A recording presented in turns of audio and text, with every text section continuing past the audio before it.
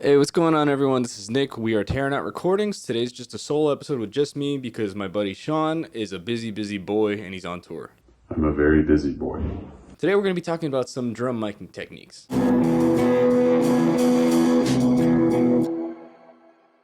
Tearing Out Recordings is a music production duo based in Brooklyn, New York. We help get your songs from demo to stream ready status. So basically, we handle the tracking, mixing, mastering, stuff like that. We even do some album artwork and stuff like that. You can check out our email down in the description. And if you want to work with us, send us a message, leave us a comment. Anyway.